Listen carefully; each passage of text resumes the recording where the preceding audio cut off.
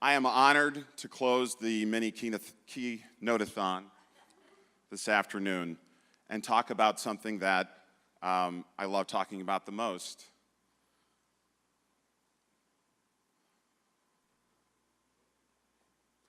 And that is keynotes and how to create them. So the first thing you need to do... Okay. I love talking about my students, and I love to ask you, who will tell your story? And I love to tell stories through the power of video, because the power of video to share your story is unlike any other time in our history. And so today I'm going to share with you some of those stories. The first one I'd like to talk about is a young boy named Donnie. Donnie's babysitter was the television growing up. That's me.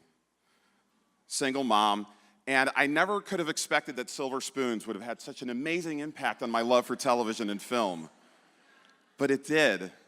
And I loved watching television and film. So I studied it, went to college, and became Donnie G on the radio and television. And decided to tell the stories that were in the media. But I didn't like the direction of the stories in the media. And I decided I wanted to redirect some of those negative media narratives and change course and tell a new story. So Donnie became Don, and Don became a teacher. And the excitement that I have to teach my students the ways to create positive media, to change the media narrative in their world. And I have a couple of success stories with some students I want to tell you about. The first is Lillian. Lillian came to me as an exciting, awkward freshman who wanted to be a journalist and tell stories, but she was very nervous.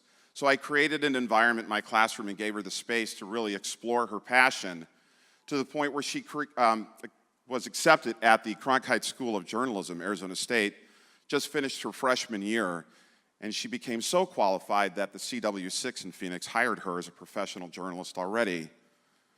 Pretty cool.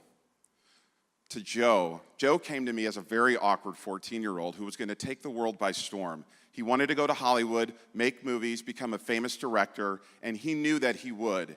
And he had many people tell him that he wouldn't. But I believed in him, and I gave him a space to explore that passion. Even when his college counselors said, "Joe, what are your backup plans for USC's film school? Because you're not going to get in there."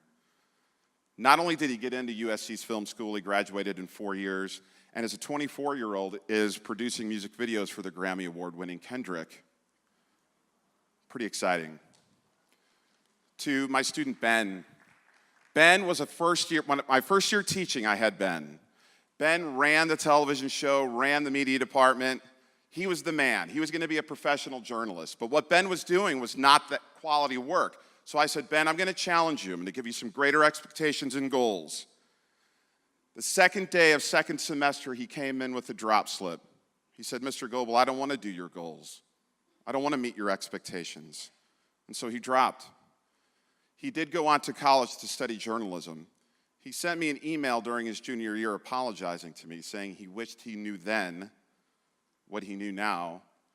And Ben covered last year the Ebola virus in Africa and won a Pulitzer Prize for the New York Times.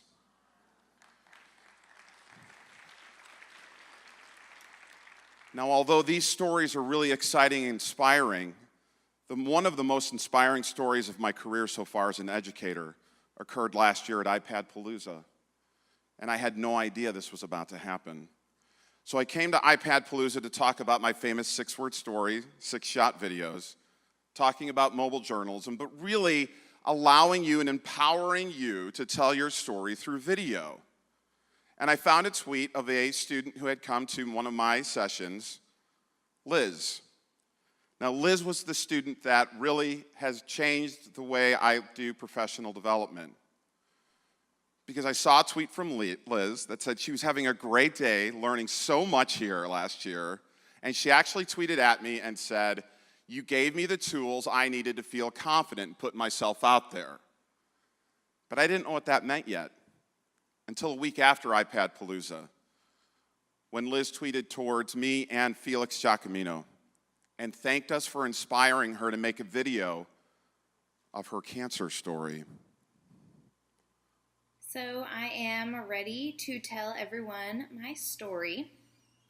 My name is Elizabeth, and I live in San Antonio, Texas. I just turned 32.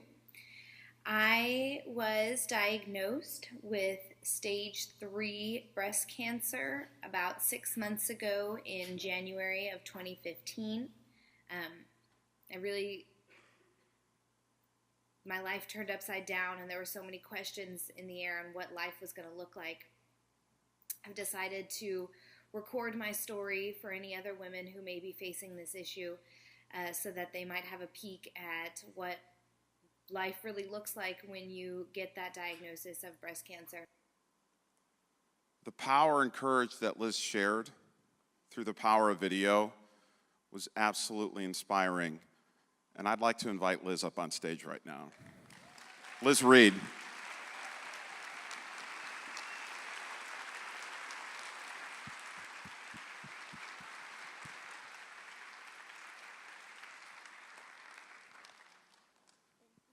So I want to thank you for sharing your story, and I'd like you to share with everybody how you're doing now. I am cancer-free. I just had 1 year cancer-free. You guys, you have no idea the possibilities for inspiration this week. I hope you have an amazing iPadpalooza, and find your voice. Tell your story. Liz, thanks for coming back up and letting me share your story.